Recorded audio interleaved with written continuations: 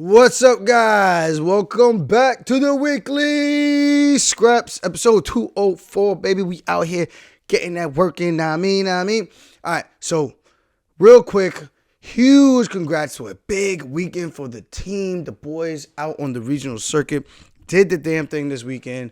We went and claimed 2 titles. First weekend, we had Armando Getcha. He won. I hope I'm not butchering your last name, my brother. First round TKO. Nasty. Guy hit him with the head kick. I don't even know how the guy sat up. He sat up like the Undertaker. Cracked him. Clean. As the kid is throwing a hook, Armando lands a beautiful head kick. Cracks him in between the punches. This kid falls down on his back and sits up like the Undertaker. Never seen nothing like it. Well, I have Tyson Fury, Deontay Wilder. Then you had Dylan Montello.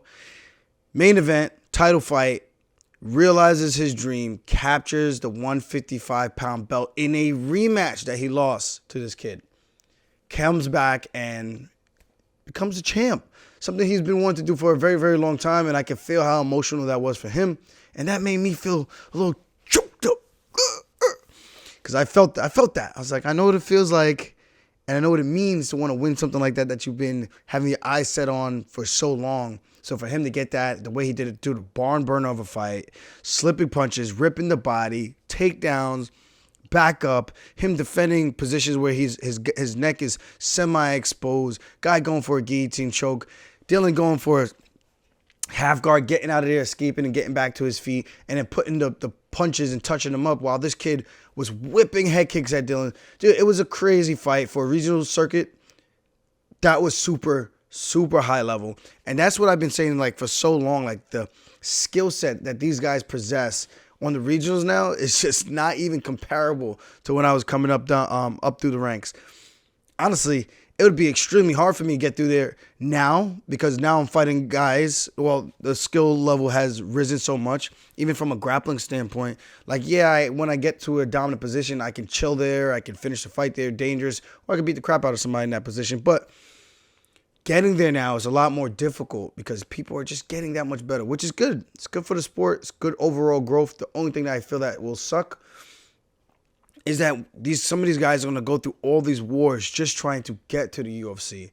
So I'm hoping that we will start to see more of these athletes getting signed with lower records in sense of like not as many fights coming into the UFC, maybe like 4-0 or 4-1 or 5-1, because these fights, man, I'm telling you, these guys are getting after it, and there's only so many of those scraps you can have before getting to the UFC. Then having those fights in the UFC, I mean, that's going to compound greatly, and we're not even talking about training yet. You know what I mean? So before I got off on that tangent, of course, like I said, Dylan weaving punches, ripping to the body, then put on a beautiful touch with a body kick in the third round, sits the kid down. He folds over forward like a lawn chair, like I said I would do to Henry all over again, and becomes the undisputed 155-pound Ring of Combat champion. Then we have our guy Dennis Bazookia, goes out there to PA, travels to foreign territory. Most of these guys typically fight at Ring of Combat, Triton, like they fight locally. And I've been telling these guys for a long time, it's good to get on the road, man. See what it feels like when you're uncomfortable, not having to always be the favorite. But you would have thought it was a New York crowd with how many Albanians showed up with the flags, showing Dennis some love. And he goes out there, puts on a 3-round pace on this kid. This kid was tough. After he was hurt a couple times, he knew how to survive. There was like 3 situations where I thought Dennis was going to finish, and the kid managed to cling on and eat the clock. Smart defensively, trying to weather the storm. Because, man, when Dennis was putting it on him, it looked ugly. Like this kid was circling away. His hands were getting cracked from the head kicks. He was back, like falling into the cage from the impact of the shots. Defending the guillotine choke. And then when he got taken down, managed to survive a barrage of ground and pound that was just nasty. And somehow, some way, he managed to cling on until the end of the fight, where he was able to hear the final bell. So kudos to that kid for that. But congrats to the teams, to the boys, because we are on. We are on. I don't care if you have the most expensive 12-cylinder. I drive a 4-cylinder car, but it don't matter. You cannot catch my drive because I am on. And no matter how fast you drive, you cannot catch me. That might not come from nothing, but I don't know if you guys even know where that's from. It's from the Drake album that just came out, Her Loss. This guy comes on, he does like a rant at the end, kind of like a monologue. And he just comes out with this, you could drive the most expensive car, doesn't matter, you drive 12-cylinder, I drive 4-cylinder, you can't catch my drive, I am on, I come from nothing. I thought it was pretty funny, but whatever. Other than that, so I did want to talk about the fights from the local regional scenes, give our boys some love. Going into this card, I think it was Vegas 65. Some really good fights. I just got to watch the Nchukwi Cutelaba fight. Cutelaba looked phenomenal in that first round. I don't know what happened. Nchukwi just hit like Nzuku and Kennedy tags him in the second round, measures him a lot better, connects his punches, uses the range and the distance control a lot better in that second round. Lands a beautiful knee after landing a couple of punches, beautiful combinations on Cutelaba. Cutelaba shoots in. It looked like it was instinctively and runs right into the knee. That's the first one that lands flush. I can tell you could tell when the guy is rocked. The entire demeanor changes a bit.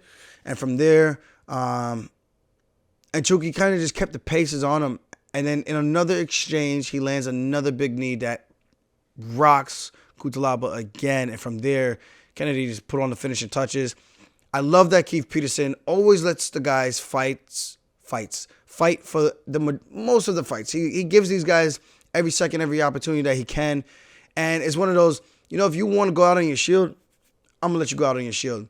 And I think a lot of us appreciate that. In the long run, I know people are going to say, oh, but protecting your health, yeah. But at the same time, it's like, these are life-changing fights, especially when you're on a skid, especially when you're in a title fight. Like, those wins and losses, those moments matter, like, tremendously. So I was actually happy he gave him a few extra seconds to try to fight through, because he did try to stand back up, and then as he tried to do that, he got clipped again and went back down. And for me, I was like, all right, this is only going to get worse from here. Clearly, you gave him every opportunity he could to fight back, and he couldn't. So congrats to Kennedy. Big win over Cutelaba in a main event slot that happened last minute. I don't know what really happened with the main event with Derek Lewis and Spivak. I got to do a little bit of homework and see where the changes lied. I think something happened with Lewis. So, I don't know. Kind of crazy. But, man, when I watch Kennedy, I feel like there's so much potential there from a striking standpoint, from a grappling standpoint. But I feel like he's more of a striker than he is a grappler. In a fight like that, I feel like that was a big growing fight for him, especially in that second round. First round, he got beat up pretty good. There was a point where he could have almost got finished if Cutelaba had a better... maybe not. Let me not say he could have almost gotten finished. He was in a tough spot when he was in that headlock position where Cutelaba started to attack the straight arm bar. And Cutelaba could have taken the back, or he could have stepped over to the far side in the front headlock. Well, the headlock position, judo throw. He could have had him there, and as he sat there, sitting him up, rolling him to his back, you could have either done like a rolling bridge over the top, or you take the hand that's on the head and you go to the waist, and now the guy who's on bottom is going to try to come up and take your back. And as you do that, you take your forearm, because he had him with the right headlock. So he's got his arm, so follow me here. His left arm is holding the hand. His right hand has that head. He could have taken his right hand, gone to the waist to check him, and then as he tries to come up, beat him on the way up, step over, left elbow would have replaced that arm to take the far hip, control, lock him down, and then spin, what we call a top spin position, and try to scramble to take the back. That could have been a more dominant position, and then having him an opportunity to land a couple of free shots as Kennedy is trying to get back up to his feet. So there were some really good things that Cutelaba did. He cracked him early in the first round, even though he got clipped as well. And he came back and cracked Kennedy. And somehow Kennedy managed to find the range a lot better. It's like he woke up and started to put the finishing touches on. And that ultimately led to the end of the fight. Really, really good fight. I thought competitive. And, I'm not throwing shade, but I was being a little like, this main event is kind of like they should have made Muslim and Andre Fialho the main event, even though I still think they could have done that. I was saying like, have you ever seen like a Kennedy fight and a Kutalaba fight, depending on who they're fighting? It's not always the most entertaining. And I was being critical of that, and the guys were making fun of me. They're like, why don't you say this stuff all the time on your podcast? I'm like, dude, one, I see these guys in person. Two, it's disrespectful. And three, locker room talk is much different than me like breaking down and analyzing the fight. You know, I'm not looking to, I try to build the fighters up. I feel like Kennedy's, with that performance, looks like he was coming into his own. And I'm like, that's a fight I definitely would tune in to watch. Both guys going back and forth, having their moments. And it wasn't really like it looked like guys knew what they were doing. I've seen some of other Kennedy's fights, and it's kind of like, all right, it looks like these guys have never really trained in the grappling department or vice versa, whatever aspect of the sport it is. And I think when I see stuff like that, it makes me not really want to tune in, or my mind starts to drift and I start doing other things like I'm on my phone or I'll go to the bathroom kind of thing, you know? So again, not throwing shade. I'm just being honest about what I think a lot of people would say as well. So don't kill me, guys. I love everybody. What we got? I didn't get to watch a lot of these fights. I did get to watch the Muslim Salikov, Andre Fialho fight. Fialho, man, super dangerous. I picked Muslim to win this fight. But I thought Fialho had every puncher's chance to win this because he's like the Terminator. Just keeps going forward. And I do think the stoppage could have let him go a little bit more because he was caught with a spinning back kick to the body, which cripples you. He covered up, and as Muslim came forward, he threw some punches, and then Fialho returns with a big shot back. And then he gets hit with a spinning wheel kick to the head this time. Muslim lands two punches, and then the ref jumps in and doesn't give him an opportunity to throw something back. It's not like he fell over. His hands were still up. Yeah, he was rocked. It's a spinning wheel kick to the head. But what is intelligently defending yourself? If you hit me and I get stunned, and this is why I say when people say, oh, Jan was covering from the punches from all his opponents. If you stay here and I start punching your hands with those little ass gloves or even just your bare knuckle, do that. Have someone just smack your hand and tell me if you don't feel that ricochet into your brain. And then tell me how much of that do you think it takes for someone to just step in, and they don't need to load up. They just need to step in and put their body weight behind it. And that's rattling your head over and over and over.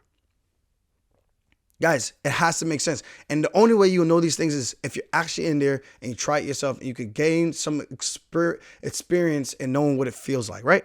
So with this, Fialho had his hands up, but we're talking the heel. We're talking a spin. We're talking torque, speed, force, cracking his hand while his hand was up. That impact, I don't care if you had two hands up. You are feeling that. All that reverb into your brain, shockwave. I don't know if you ever played. Jake, don't zoom up on me doing that because that was like awkward. I felt awkward doing that. That for me was a little. I would say was a little cringy. Cringy is like what makes you go like, ew, what was that? Not like, I don't know. People say cringy for anything. All right, we're not gonna get off on that tangent again. But you get hit with this, is literally a shockwave that goes through your body as you have two hands up, one hand up. You got a spinning wheel kick to the head. So I understand you were hit and you're now on pause. Your bell's rung. But you gave him an opportunity to fight before. Let him take another one, maybe two punches and be right there ready. If he doesn't return, if he doesn't protect himself, his hands are up. I mean, I don't know how much more protection you could do. If you're standing on the feet, you're showing that you want to stay in the fight. You're standing on the feet, your hands are up. Again, I'm not like bashing the finish. I just think he could have given him a little bit more time and allowed him an opportunity to try to fight through it. Or if he was going to be stuck on pause mode and that was going to be the end of the fight no matter what. You know what I mean? That's all I'm saying with that. But either way, I thought it was a competitive fight. I thought there were moments where Fialho looked like he was going to take it back when he threw that punch that landed right in the eye socket. I couldn't tell if he broke the orbital bone of Salikov or if it was just a knuckle punch that just swelled up the eye of Salikov right away. Salikov, man, he started wrestling. And I see him all the time in the PI too. But he started wrestling. I'm like, you gotta love it. When someone says they're gonna come in and, you know, there will be no grappling exchanges, and then they turn into a wrestler. You know, but that's the game. It's MMA. Mix it up. If you get hurt, do what you need to do to survive and stay in the fight, and that's what he did. And he found a way to win and take home 2 paychecks.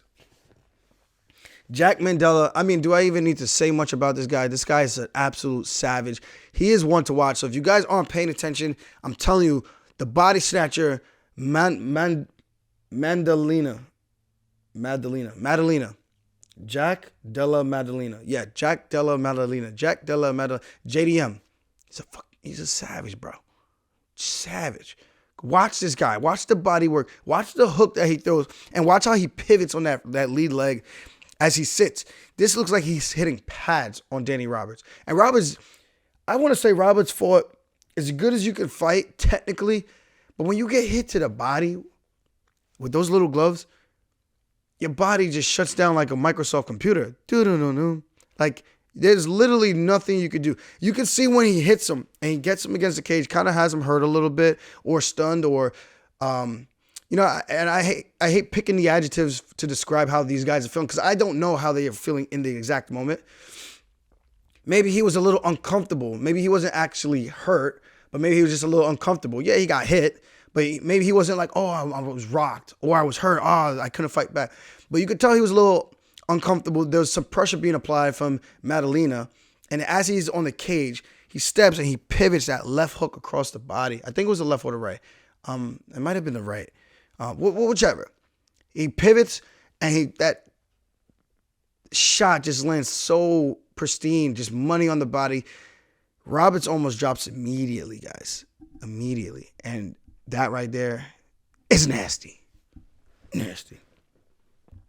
A lot of other good fights. We're not going to get into all of these. Tercios, Demopoulos, I'm going to say Vanessa.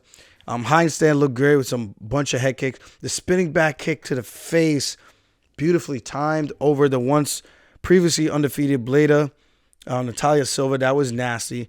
Ricky Tercios getting a gutsy win over Natividad, gutting out that third round after being dropped. Comes back and wins that round. I don't even know if he even won that round. But I feel like how much is a knockdown worth in MMA compared to someone who then turns the tides, puts some punches on you, then takes your back and almost chokes you out? How much is that worth? I mean, we're talking the beginning of the round versus the end of the round. If it happened at the end of the round, the knockdown, would all that in the beginning of the round have been negated? These are the fine little nuances that we need to know as athletes so that we can better prepare our guys and better prepare ourselves so that when we step in there, we know what we're dealing with and we have some type of expectations. And I feel like we should be able to bring these situations to the table and go commission or ABC committee, whatever the name of them are.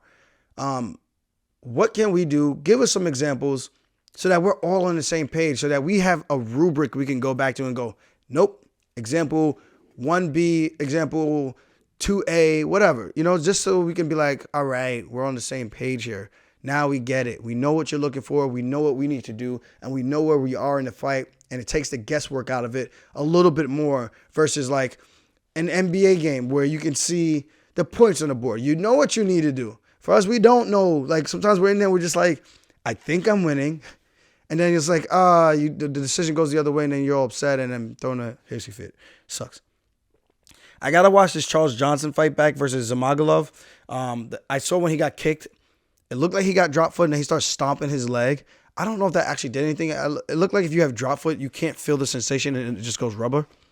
I was like, man, if he keeps doing that, he might snap his own ankle. That's what I thought in the moment, but I don't know. So I look forward to watching that one. I was watching some of the fights back this morning because I didn't get to watch all of them. And I'm going to try to make somewhat of an assessment. I've never had that happen on me, man. Knock on wood. Please don't ever happen. That would just be so unfortunate. But I know that some of the people out there would love to see me immobilized in the fight so they could watch me get beat down. That's just the way people are. But if you beat me down without like some crap like that happen. Don't do it with like that. That's just like, come on, son. Like, have me lose where I have no excuses. I just want to be able to be like, he was the better man tonight. That's just how I am. But it is what it is. Let's see what else we got. So now we got the Chandler calling for a McGregor fight. This is a good opportunity for both guys. I think there's a high chance that Conor could come back and look phenomenal against a guy like Michael Chandler, skill-wise. Don't get me wrong, Chandler is a powerhouse. He connects. That fight could be over in the first round. We've seen it with the Poirier fight. We've seen it with Tony Ferguson. We've seen it with Dan Hooker. The guy's a tank. When he hits you, people will go to sleep if he gets full-on connection. Even the Gaethje fight in that first round before Gaethje started to really, really pull away and show his technical superiority in that scrap. Fighting with his hands down, Gaethje fighting with his hands up, Gaethje moving his head, working the body, working the legs. Big difference. So I think with this, Conor, for me, is still one of the most technical fighters there is out there in the world. The difference is when he fought at 45, look at the variety of skills and techniques that he would use in those scraps versus what he's doing today. When he fought Poirier in the rematch and he fought him in the third time, he typically punched, and then he thought it almost felt like he thought he was a boxer. And then in that third fight, it looked like he suffered some injuries from the kicks in training. And then him going to the kicks over and over and over, them getting checked. If he does come in with a previous hairline fracture, easy way of opening the floodgates for a catastrophic injury like he had where he snapped his leg. Doctor stoppage. So what I'm getting to you guys, what I'm saying right now is, I think Conor could come back and actually beat, which I would say, his second guy at the 155-pound division. I don't know if he's going to come down from 170. From what I understand, he's not in the testing pool anymore. And hear me out. For him not being in the testing pool, it raises a lot of red flags. But then you got to also understand he had a major injury, major surgery, and that's going to require a lot of rehab. Now, if I'm Conor or any athlete, here's what I'm saying to myself.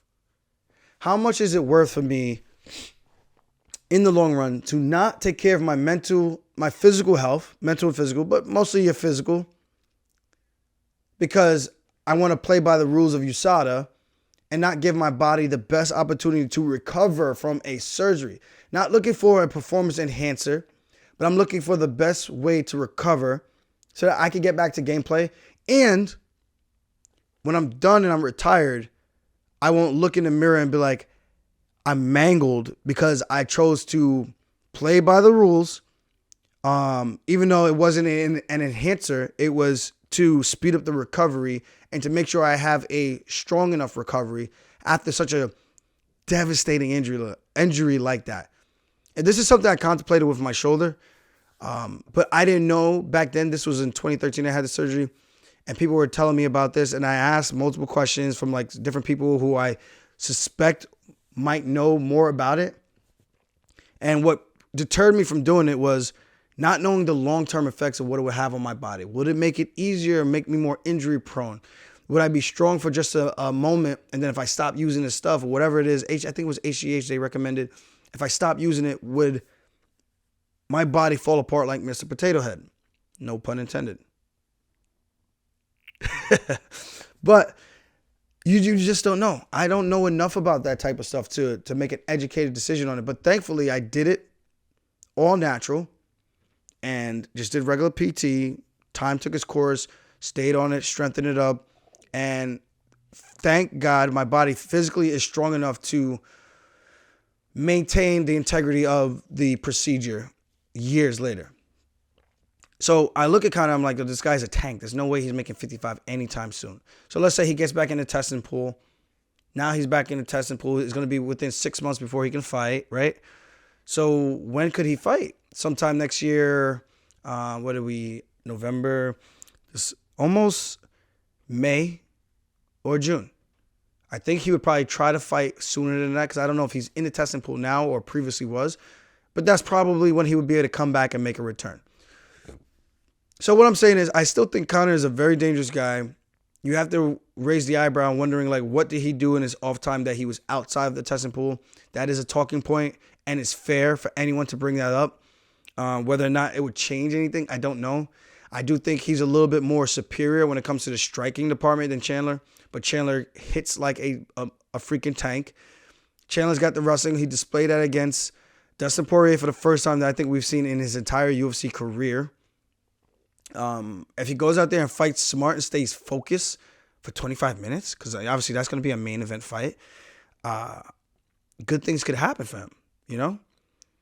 But I feel like once the fight goes past the first and second round, Chandler typically seems like his I don't want to say his fight IQ, but his decision-making kind of gets a little blurry. Maybe it's the type of fights that he's in where you get rocked and maybe you don't make the best decisions in the moment that you thought would make sense or you normally would do in like typical sparring, because you do get hurt in sparring, but nowhere near to the same extent as you do in the actual fight when you get rocked by some of those punches like a Poirier.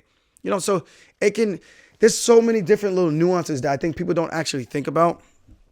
But I think about all these things, like why did someone might have did this? And that's the psychology part of it, where I think when you start to break that part down, it makes you a better student of the game. It makes you more understanding of what you're looking at.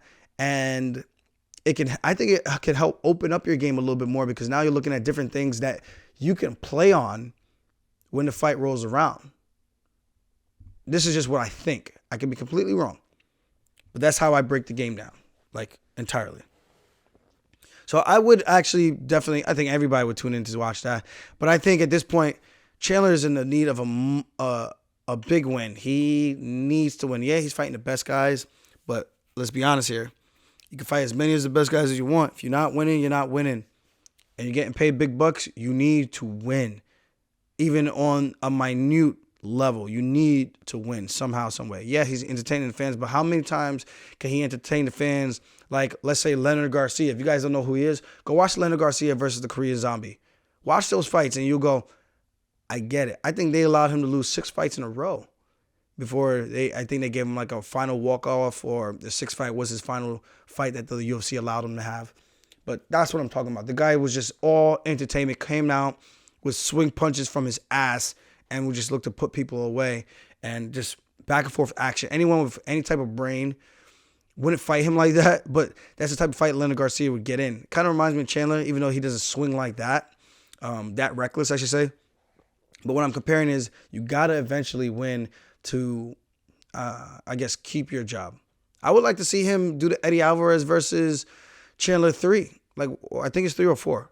Have them do that in the UFC, like one final song, like sign Eddie for one more fight and just have him come in and put on a hell of a show and end that chapter, that storyline for good. Or sign him up for McGregor, see who gets fed to who. I would like to see where McGregor is at mentally, physically. Will he come out and start kicking again? Will he start using his spinning back kicks and things as such? His oblique kicks, his hook kicks. We all know he can box, but when he mixes it up, that's where he's very, very dangerous, especially when he throws that long teep. That's like a snapping teep. It's not like a push kick. He snaps it to look to zap your energy from the body. Like, these are all good techniques that people need to pay attention to, because those are the little tiny details that can really dictate change a fight. We talked about that a lot. Next up, I don't know if you guys were seeing this, but I mean, I know you guys have seen this. Let me rephrase that. I know you guys have seen this. After Izzy and the Pereira fight, the dust has settled in their 3rd fight. Obviously, Pereira comes back with the comeback kid win in the 5th round.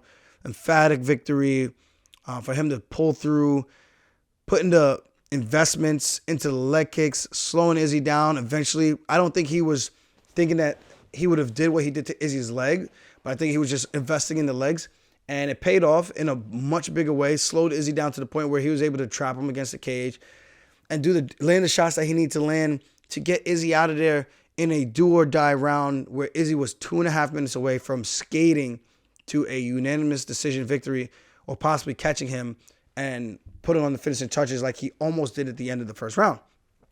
Pereira showed who he is, why he's dangerous to anybody, and he can put anybody away at any given point in the fight. And that's a dangerous person to scrap with. So going back to that, I'm looking at this fight, post-fight stuff, and I'm just seeing like the news on everything. And I'm just seeing all these memes and these people. The internet is vicious, people. Vicious.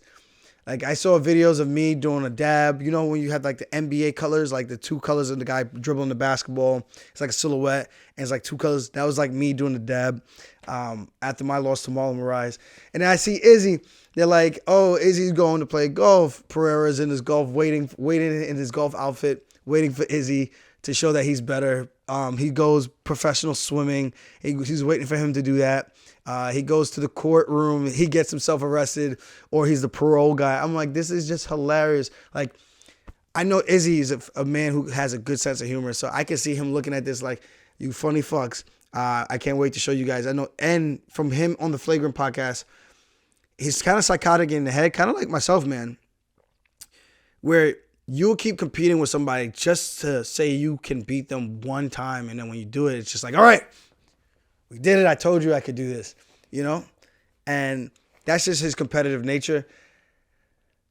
And it's commendable for me to see, and I think for the other people, because one, the way he lost, he's still ambitious about getting back in there and having that chance to fight him again, getting back out there and competing again. He wants to enjoy some downtime, enjoy the holidays, go watch UFC Perth as a fan and just relax, which much deserved, which I would like to do as well. I'm hoping I can get out there to Perth and just go watch and hang out with the crowds for a little bit and just enjoy Australia, maybe for like a week and a half or something like that. So there's a lot of things on the table right now. Other than that, just the memes, I just think they're just hilarious, man, because no matter what, people are going to be waiting for you. It's almost like they're preying on your downfall, man. But like I said, Izzy handled the whole thing like a man, took it on the chin, literally, and is rolling with the punches. And for him, it's life, man. And that's what it's all about. I try to explain this to people, like, why don't you care about X, Y, Z? I'm like, I do care. Don't get it wrong. Izzy does care. But he does understand that there is bigger things in life that are more important, and there are worse things in life that has happened to him and can happen to him. And I think once you go through life a little bit, you experience a bunch of different things, depending on where you grew up, what you're exposed to, you tend to have an understanding of that a little bit more.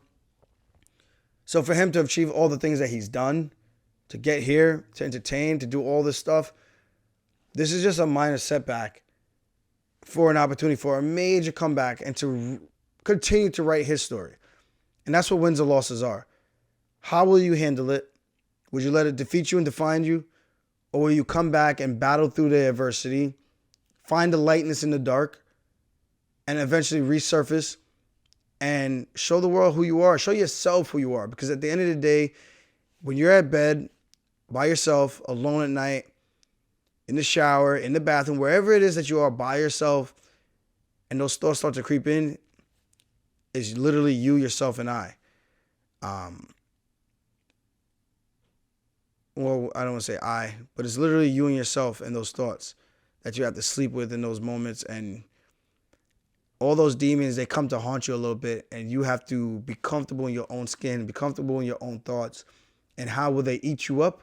Or will they motivate you and burn the fire for you to want to get back, or burn the fire for you to want to improve, kind of thing? With that said, again, I thought Izzy handled it extremely well. I think a lot of people could take notes from him and understand that fighting is scary, it's dangerous. There's a lot of people who talk shit to us, but at the end of the day, these are people who are talking shit behind the comfort of their keyboards while not actually getting up and risking anything worth talking about in their life. Because anyone who's successful, who's chasing a dream, or has done something, they don't go out of their way to throw shade or hate on people. You know what I mean? Even if you say someone got humbled a bit, you're not going to go so far out of your way to antagonize someone to say that's why this happened to you, you know? And I think it just goes to show the world like where we are as a society and where we can go. And I think, man, there's just so much to go. Like again, people are gonna be people. You're allowed to make fun of whoever the hell you want to make fun of. Do whatever you want. You paid your money, whatever. I just hope it's done in good spirits and not like trying to be malicious about it, if that makes sense. Like there's some people who do things with the purpose or intention of trying to say like literally F your life kind of thing, you know? And I think that's where it gets a little bit of that, I don't say gray area, but it's just like, why, how can you actually go out of your way to hate on somebody so much that it's almost like it's almost like what you're living for. It's like, where's your journey? Where's your passion? Where's like what you've doing? I can't find the proper words to describe this, but it's just like, what have you done to give you the opportunity or to make you feel like you're that much better than somebody else, to try to put them down when they're actually chasing something that you probably wish you could do and you can't. Literally, you can't hold a candle or a match to their candle, you know?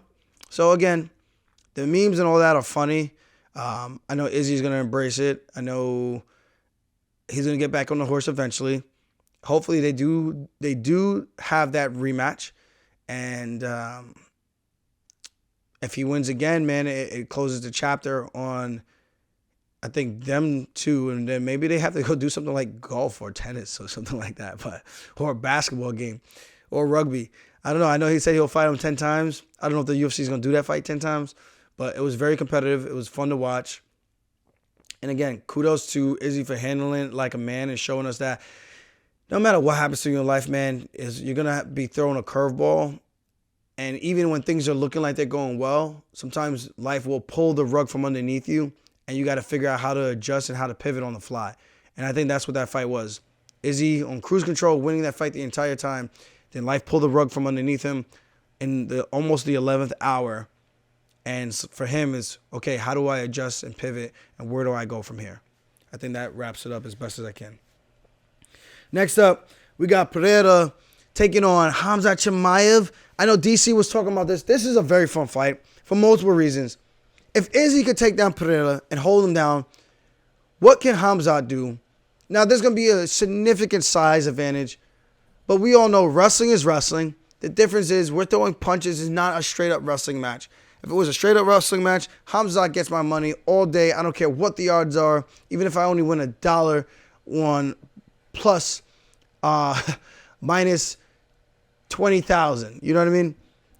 Take my money. There's no way Pereira is beating Khamzat Chimaev in a grappling match.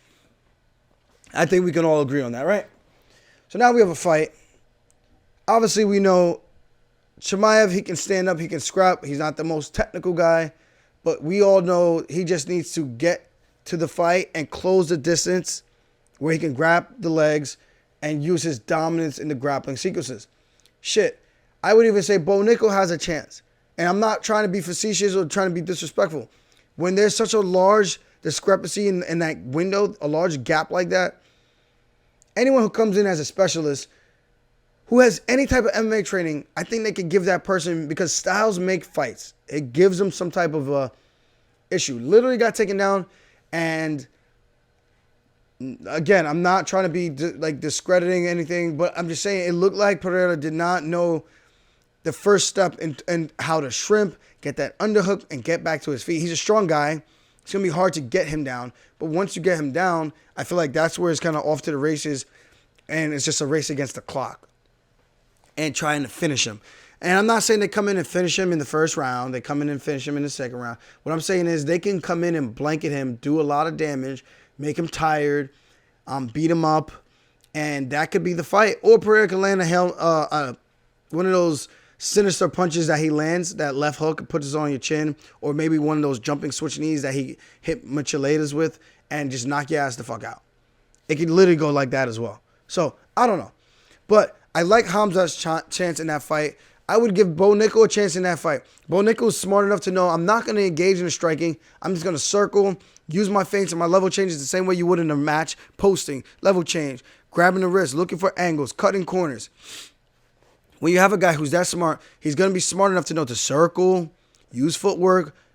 Alex Pereira might throw something, overextend himself, and when he does do that, there's your opportunity in your window for an opportunity to grab the leg, get an entry, mix it up, and potentially dump him on his butt. And from there, literally Pereira is going to need to figure out in a short amount of time if these fights were to happen, in a short amount of time, how to figure out how to get back to his feet. Exciting matchups. I would definitely tune in to watch those. I think they would be really, really fun to watch. I don't know if they're going to do that, but I think if you want to put Khamzat in a title fight situation, because who else is there right now? Robert Whittaker fought already. Then you got Jared Cannonier. I think he's fighting Sean Strickland, but, obviously he lost to Izzy just this past, not too long ago. Darren Till. It's like, so who do you put in there on merit that should be fighting for a title shot next? Marvin Vettori? I don't know. I kind of like this Khamzat Chimaev idea. I think it's fun. I think it's different. I think it gives us a lot to question what can happen. Can Khamzat be as dominant as he says he can be at 185? Can he actually win the belt at 185 and at 170? Very good opportunity. 15 pounds of a weight difference. 170 to 185 is huge. Khamzat being strong and fresh. Will cardio be a problem? Will he gas himself out trying to take down a big guy like Alex Pereira, who looks bigger than some of the light heavyweights? It's an interesting scenario. And if I had to bet, Khamzat's such a crazy person, though. He might actually be crazy enough to try and stand and strike with Pereira, which would just be so ill-advised for me. I'm not saying he should be scared, but to just sit there and trade, kind of like Strickland did for too long, and then eventually Pereira finds his connection, finds his distance, and he just needs to go, and you go and sleep. So, I don't know. I don't bet on fights, but if that matchup did happen, honestly, no disrespect to Pereira, I just think there's such a large gap in skill set there that I would find myself betting on Khamzat Chimaev in that situation. I would even throw Colby Covington in that, but he's even smaller than those guys. He can actually probably make 155. So I wouldn't put Colby in that conversation, but Colby versus Khamzat Chimaev is a fun fight. I think that's the one that they're going to make. But if there's an opportunity to put this man in a title shot opportunity right away, especially with the whole weight cutting debacle from the last fight, that had a crazy mix-up with him, Kevin Holland, the Diaz fight and all that, Jingliang, D-Rod. I say in this one, give Khamzat Chimaev the title fight. Why not? Throw him in there, have him fight for the gold, make it interesting, unless Izzy's going to come back sometime sooner than later. If not, Khamzat Chimaev is your guy. Thank me later. This would be a very fun fight. I kill everybody.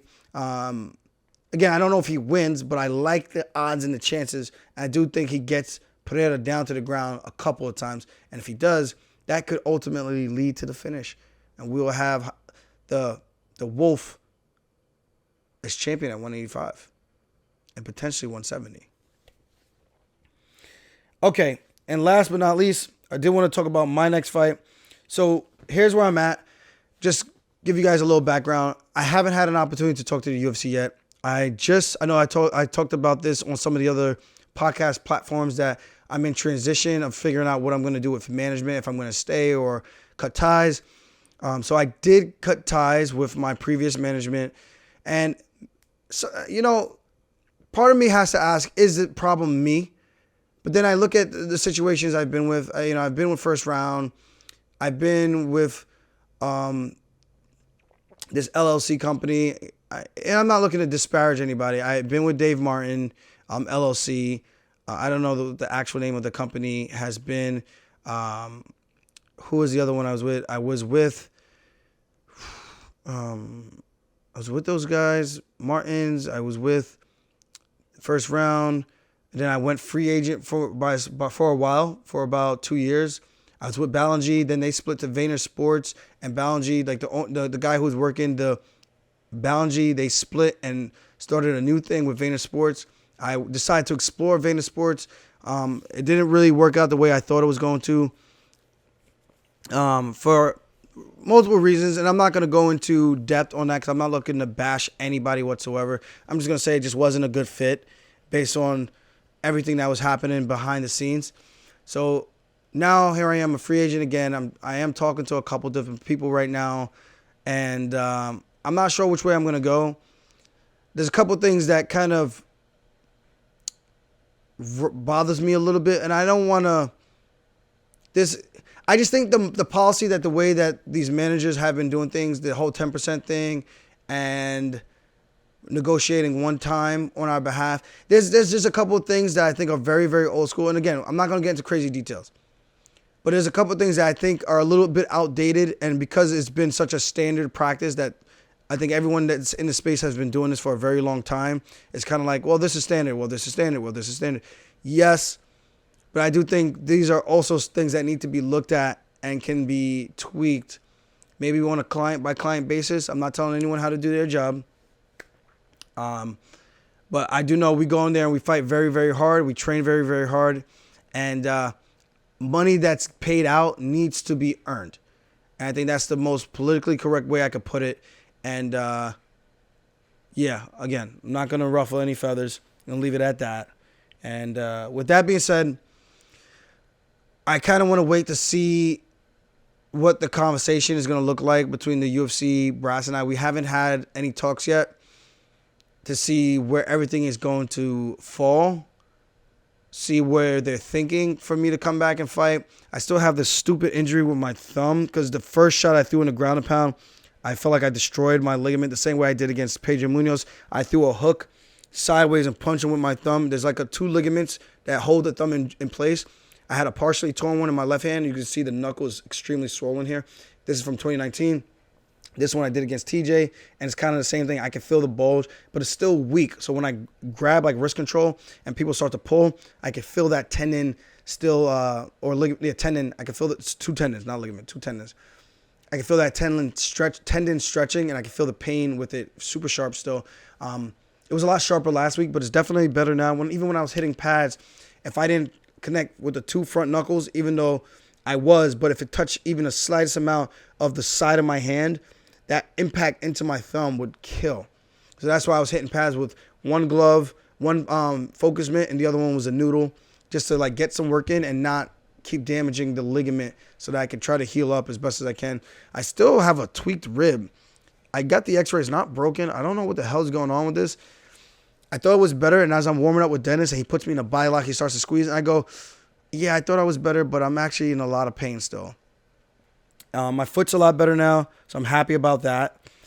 So I can start training, hopefully, like really, really training, maybe next week or sometime this week, hopefully. That'd be nice, where I can actually hit pads on full impact with focus mitts. I can hit the bag and see where everything's at with that. I can move around as long as I'm placing my shots and being very, very critical and precise of what I'm doing. Everything's all good. But, yeah. Going back to this fight situation, so I'm just waiting for that so I can figure out what we're going to do and check the temperature on who the UFC wants me to fight and kind of go from there. I know people are saying you do what you're told. I'm like, dude, I've always done what the UFC has told me to do, honestly. I mean, any opponent that they give me, I say yes. I don't think there's any opponent I have said no to. Yeah, there was one time. They wanted me to have the rematch after beating Corey Sandhagen. They wanted me to have a rematch with Marlon Moraes. And I was just like, what sense does that make at all? I was like, he had a chance to fight for the belt. He lost. I beat Corey Sandhagen, who was the highest ranked guy. I should be fighting for the belt. And I guess if I had beat Marlon Moraes, they would have put me in the title shot without any delay. And then they tried to go around that. But maybe that's why they did all that. Maybe because I denied turned down the fight. But it wasn't like I turned down the fight. I was like, dude, you guys said this was a number one contender fight. So the way I'm looking at it is as, okay, if you guys told me this is a number one contender fight, then I win, and then you tell me I have to fight one more. It's kind of like, well, that wasn't the deal. We were supposed to honor the deal. And even though that wasn't a deal made with me, that was just what was said in public. They said, yeah, this is the number one contender fight kind of thing. I'm pretty sure that's what Dana was saying in the media. Kind of the same thing like Jan versus O'Malley. Whoever wins this, yeah, absolutely. Whoever wins this fight is fighting for the title. So, yeah, I just go by based on what they tell me or what they say, because there's never like a direct line of communication all the time. I try not to bother them because obviously they got so many fighters to worry about. But with that being said, I think my next fight is possibly going to be Henry Cejudo. It's not the fight I want Because honestly, I'm not really excited about fighting Henry Cejudo. Like, not even at all.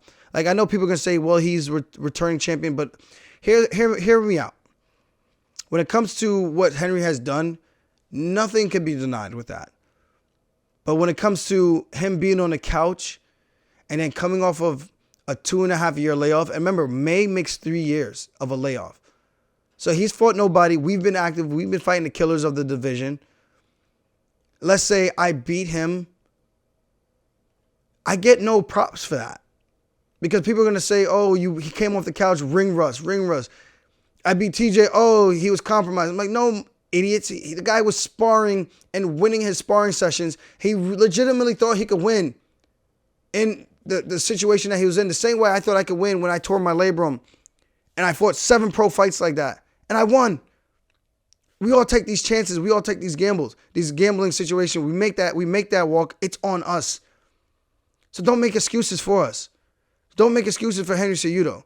But again, going back to what I'm saying is, I don't get excited because of all that small details that go on behind it. I don't feel like he's serious. Can fat ass even make weight? 3-year layoff. I beat him. I get no respect again, even though it's not my fault. These are all things out of my control. What I can control is fighting a guy who's been on a streak. He's winning. Give me the guy that you think is hot right now. Oh, you're just going to go out there and take him down. It's easier said than done. Much easier said than done.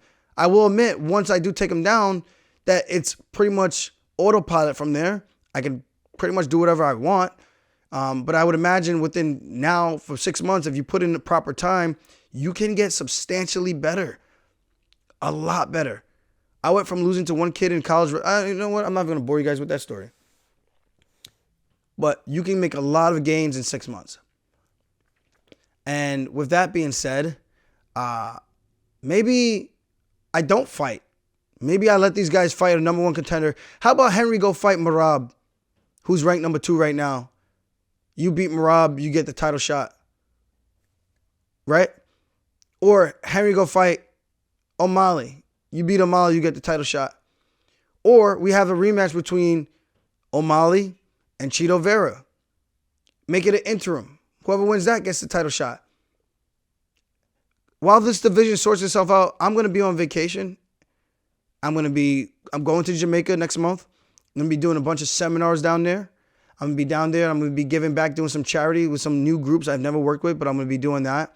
Myself and my teammates, we're going down there to do some good work down there. And of course, vacation. Haven't been there since 2017 when I went down there and I did 2 weeks of seminars. My sister got married, so it was a two for one.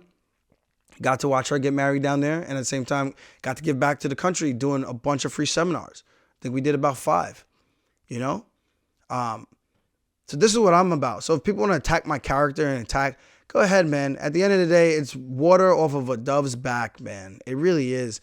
I'm going to do what I need to do to protect myself and my future, and not saying that's not the fight. You know, we still have to discuss things. We still have to discuss where we're at contractually.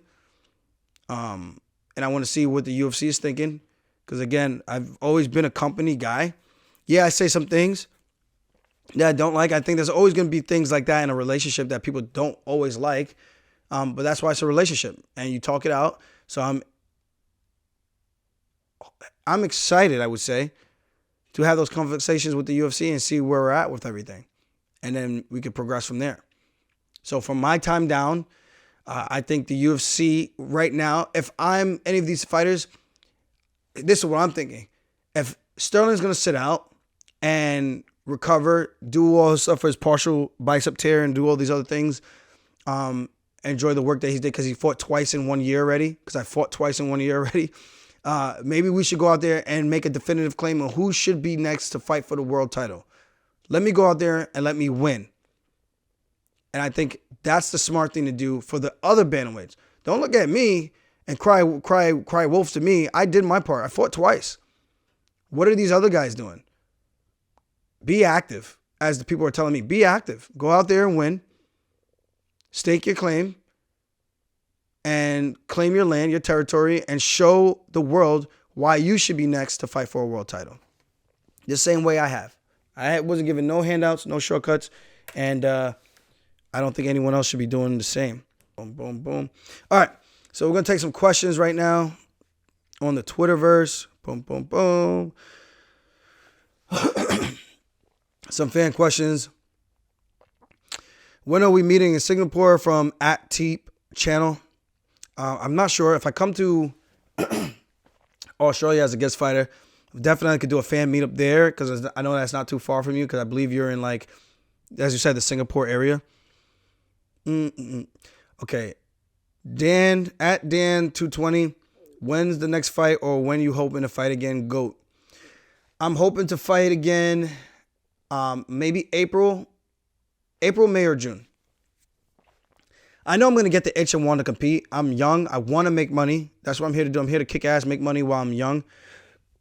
But, of course, when I have injuries and things like that I need to take care of, I'm going to take care of those things first and not just jump right back in just to be in a tough man contest. Like I said, earlier in this podcast, I could barely punch with this right hand. It's much better now. So I want to make sure that I'm giving myself every opportunity to make sure I'm healed up. Let's see this one. @XQM2Y Rec B. A whole lot of letters. Champ Fire. I would like to know if Champ will challenge the featherweight title soon. I honestly think Champ is the one with the competitive argument in Volk and featherweight right now.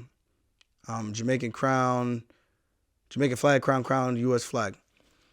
I mean, I would love to do that. You know, if I would go up and they would give me an immediate title shot, I would love that opportunity, especially with all the uncertainty that's going on in that division. Especially if I would fight one more time, which I will, and win.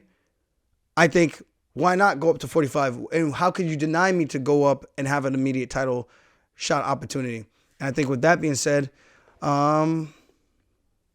it just depends when. I just don't know when that would be because obviously Volkanovski is going up. Then you have Yair Rodriguez fighting Josh Emmett for the interim title.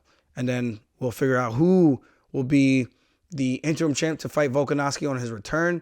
Or if Volkanovski is going to stay at 155, shall he win and beat Islam Makhachev? Maybe he just stays up at 155. We'll see if he can stay active and go back and forth because that's not easy to do. The extra 10 pounds is a big difference. @KyleCross17, which potential future matchups that you could have excite you the most? 135 and 145. The ones that excite me the most, again, fighting Sean O'Malley, that excites me because it's a dangerous fight. That excites me. That's a fight I'm looking at like, man, from this guy to go from the YouTuber, not even YouTuber, the gamer kid that came in with the colorful hair and made his way through, oh, he's being fed, he's getting the Dana White privilege, oh, he's getting all these easy fights, he's getting blah, blah, blah. He's arrived. Sean O'Malley is here. He's dangerous, and he is that good. That's a guy you can't turn your back on and go, well, he might have had an easier way to the top, stylistically favored matchups, but he's here. That's a matchup that really excites me because, again, I do truly think he's dangerous, and I think another one, let's say at 155. I think the Volkanovski fight interests me a lot because I hear all these things about how hard it is to hold him down. Izzy was even harping on this on the Flagrant podcast. And it makes me go, like, okay, I like that challenge. Like, if I actually take him down, can I do to him what I've been doing to everybody else at 45 and at 135? I think I can. But they talk about him as if he's this juggernaut on the ground and he's so powerful. And I'm just like, I like to think when you cut weight and you lose all that weight from when he played rugby, you do lose a little bit of that strength because you no longer have the mass to control to keep that strength. So that's where I'm at with that. I think it would be a very interesting fight, and I would love to see how I could do with him. @Esteban Perez 69, your thoughts on Usman Nurmagomedov and how does he stack up against the I think he's very talented, man. I think Usman could come over to the UFC today and fight for a world title and give Volkanovski fits, possibly even beat him. I mean, he's featherweight, right? No, Bellator MMA lightweight. Oh, he's lightweight. Okay, so that changes things a little bit. So he would come in and have to fight Islam Makhachev. I don't think that would actually happen, but I think he could come in and really, really like show a lot of people what's up. Wow. So crazy, right? 155 lightweight champ. Yeah. Very, very interesting. I think he's super talented. At Rocky Roydo, besides yourself, who is the best looking fighter in the UFC? Wow, thank you. I actually don't look at these guys like that. That's kind of weird for me to do that. I can say people are not ugly, but most attractive. I don't know. Some good looking fellas out there, I think. Or not bad looking dudes.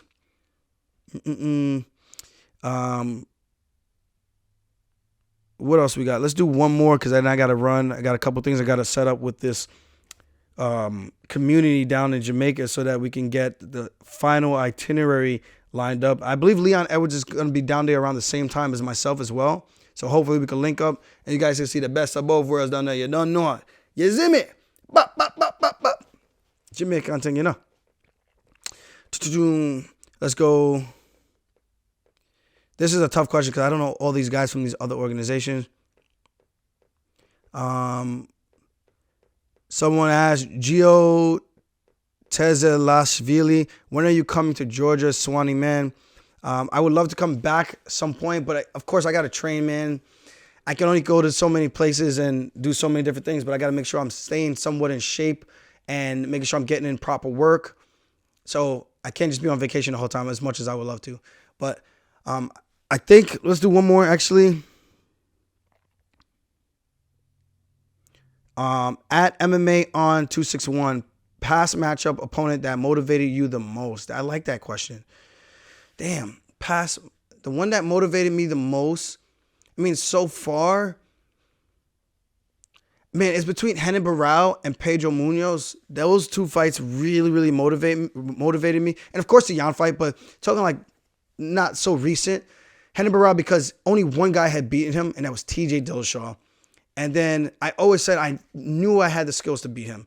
And then the other guy was Pedro Munoz because he was such a dog, and I knew he thought he was going to be able to just punk me any way that he wanted and bully me around the cage and think that my striking was shit. And I was like, I can't wait to show the world that my striking is as good as anybody else's. I just never need to use it. And of course, my wrist was torn really bad to the point of I needed to get the surgery, which I did because I could barely grapple in training, and I was having less and less luck with getting takedowns in the Jimmy Rivera fight and with the fight against Pedro Munoz because the ligament was torn. I didn't have the grip strength. I went from farmer carrying 110 to 120 pound dumbbells to about 60 or 40, 60 then 40. Yeah, it was really bad with my right wrist. Grip strength was completely shot. So I need to get that done, and thankfully I got that fixed.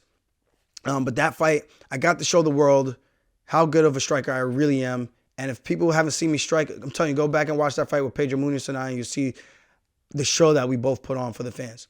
And with that said, AljamainSterling.com for merch.